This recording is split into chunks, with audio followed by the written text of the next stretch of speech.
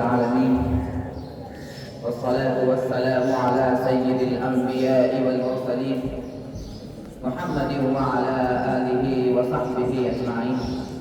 أما بعد، قال الله تبارك وتعالى في القرآن المجيد والفرقان الحميد: أعوذ بالله من الشيطان الرجيم، بسم الله الرحمن الرحيم، إنما يخشى الله من عباده العلماء.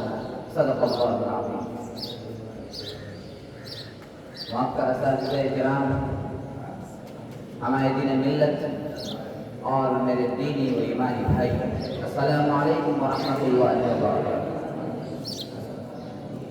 سمجھ میں کچھ نہیں آتا کہ چھیڑوں راستہ محترم حضرات، تلک الایام نداولها بین الناس کے مطابق حالات نے ہمیشہ کروٹیں لیے، زمانے نے ہر دور میں اپنی تبدیلی کا رخ دکھایا ہے، وقت نے حالات سے سمجھوتا کر کے اپنا چلتا ہوا دھارا بدلا ہے۔ یہ مادر وطن ہندوستان جس کی کوکھ میں ہم سانس لے رہے ہیں، کچھ ایسے ہی حالات سے دوچار رہ چکا ہے۔ چنانچہ سن 1857 عیسوی کے آغاز کا زمانہ ہے کہ جب مطلع بنگال سے ہندوستان کی بدقسمتی کا سورج طلوع ہوا اور اس کے سطوت اقبال کا ستارہ یکایک غروب ہو گیا اور بربادی اس کا مقدر بن گئی۔ فرنگی سامراج کے ظالمانہ اقتدار کی جڑیں مضبوط ہو گئی۔ ایسے حالات میں جب اہل وطن کے جسم سے آنسو و عمل کی توانائیاں مسلوب ہو رہی تھی، جذبات حالات کی برفیلی فضا میں ٹھٹرنے لگے تھے، زندگی کی امنگیں رخصت ہوتی جا رہی تھی، چند پوریا نشین مجاہدین اور رضاکاران تینوں قوم جو نہ پیشہ ور سپاہی تھے، نہ تنخواہ دار فوجی، جن کے پیش نظر ملازمت تھی، نہ بادشاہی تقرر، بے سبب سامانی کے عالم میں یتوکل علی اللہ کہتے ہوئے میدان عمل میں کود پڑے۔ قوم و ملت کے پاسبانوں، جب ہندوستان کی مقدس سرزمین پر انگریزوں کا ناپاک سایہ پڑا اور وہ اپنی شاطرانہ معیارانہ چالوں سے یہاں کے مالک بن بیٹھے، جب باشندگان ہند پر طرح طرح کے ظلم و ستم کے پہاڑ توڑے جانے لگے، جب ہندوستانیوں کا خون ان کے پسینوں سے بھی ارزاں ہونے لگا، تو ایسے نازک وقت میں سب سے پہلے جس شخص نے عالم بغاوت بلند کیا وہ محدث کبیر، امام جلیل، رئیس الاولیاء، فخر چمن، نازش وطن شاہ عبدالعزیز ابن ولی اللہ محدث دہلوی رحمہ اللہ تھے۔ شاہ عبدالعزیز کا فتویٰ کیا تھا؟ گویا کہ فرق بے امان تھا، جس کے نتیجے میں انگریزوں کی نیندیں حرام ہو گئی، جگہ جگہ آزادی کے شعلے بھڑکنے لگے، ہریا پھریا آزادی کے پرچم لہرانے لگے اور حوصلوں نے انگڑائیاں لینی شروع کر دی۔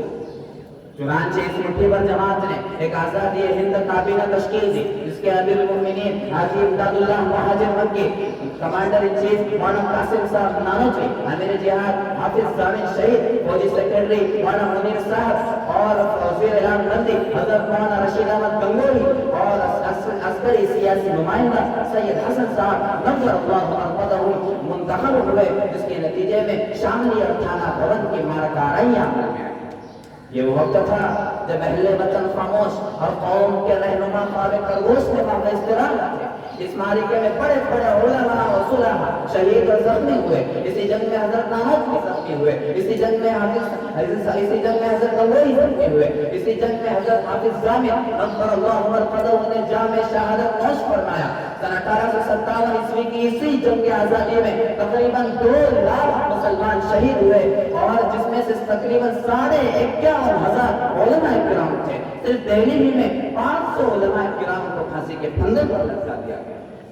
بہرحال جب اس جنگ میں وسائل کی قلت اور اپنوں کی غداری کی وجہ سے فرنگیوں کا غلبہ ہوا تو وائسرائے برطانیہ نے اپنے ہندوستانی مشیروں سے رائے طلب کی کہ ہندوستان میں تمہاری حکومت کیسے قائم رہ سکتی ہے؟ تو ہندوستان میں رہنے والے سب سے بڑے سیاستدان ڈاکٹر ولیم نے جو رپورٹ پیش کی اس میں وہ لکھا ہے کہ ہندوستان میں سب سے زیادہ بیدار مسلمان ہے اور جنگ آزادی صرف مسلمانوں نے لڑی ہے۔ مسلمانوں میں جب تک جذبہ جہاد موجود ہے اس وقت تک ہم لوگ ان پر حکومت نہیں کر سکتے، اس لیے جذبہ جہاد کو ختم کرنا ضروری ہے اور جذبہ جہاد کو ختم کرنے سے پہلے ایک اور چیز ہے اس کا ختم کرنا ضروری ہے اور وہ یہ ہے کہ ہندوستان سے علماء اور قرآن کریم کو ختم کر دیا جائے۔ चुनांचे सन 1861 ईस्वी में तकरीबन 3 लाख कुरान करीम के नुस्खे बदबख्त अंग्रेज ने जलाए और उसके बाद उलमा को खत्म करने का फैसला किया। मशहूर अंग्रेज मुअल्लिफ मिस्टर एडवर्ड टॉमसन अपनी याददाश्त में लिखता है, सन 1864 से लेकर सन 1867 ईस्वी तक अंग्रेजों ने उलमा किराम को खत्म करने का फैसला किया और ये 3 साल हिंदुस्तान की तारीख के बड़े अलमनाक साल है। इन 3 सालों में अंग्रेजों ने तकरीबन 14,000 उलमा किराम को तख्तेदार पलट कर दिया। थॉमसन कहता है दिल्ली के चांदनी चौक से लेकर खैबर तक कोई तख्त ऐसा न था जिस पर उलमा की गर्दनें न लटकी हुई हो।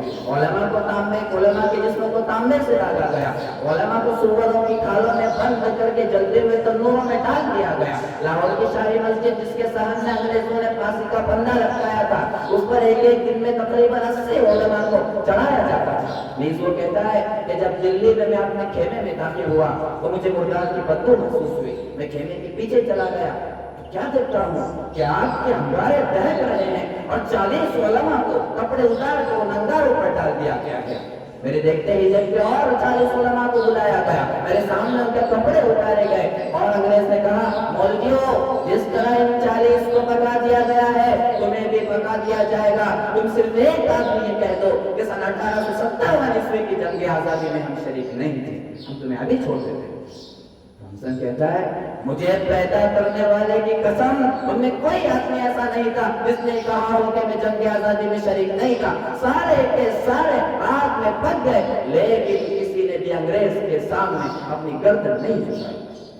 अज़ीज़ान मिल्लत, अगर ऐसे में मुझसे कहा जाए कि बताओ अगर हिंदुस्तान की आजादी की खातिर उलमा देवबंद ने क्या किरदार अदा किया, तो मैं उनसे कहूंगा कि ये मुझसे नहीं, ये बालाकोट की पहाड़ी से पूछो, ये शामली और थाना भवन के मैदानों से पूछो, ये काला पानी और माल्टा की तारीख कोठरियों से पूछो, ये अदालत के कटहरों से पूछो, ये फांसी के फंदों से पूछो।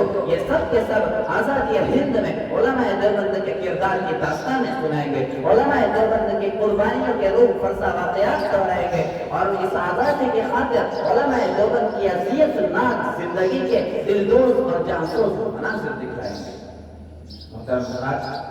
हमारे अकाबिर ने सन 1857 ईस्वी से पहले, सन 1857 की क़दर के बाद भी कुर्बानियाँ दी हैं और सन 1947 ईस्वी में हिंदुस्तान के आज़ाद होने से पहले भी, हिंदुस्तान के आज़ाद होने के बाद भी कुर्बानियाँ देते आ रहे हैं।